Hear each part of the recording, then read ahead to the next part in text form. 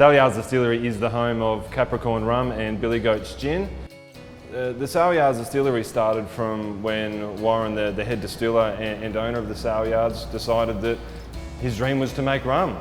And so next thing he knew, he'd bought one of the oldest pubs in Rockhampton. At the moment we are struggling to sort of keep up with our demand. It's something that has been an amazing outcome, not just for us, but for Rockhampton itself as well, to be able to build this small business to what it can be.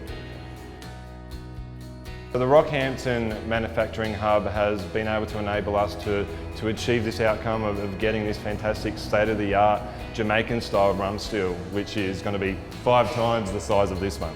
The hub itself has really helped us obtain this grant. Productivity is going to go through the roof, you know, from what we currently distill now on to the scale that we'll be going to.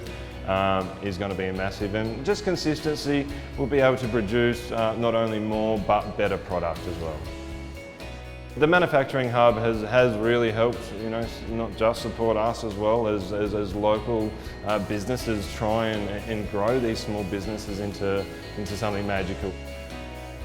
To contact the CQ manufacturing hubs in Rockhampton and Gladstone, visit our website to find out more.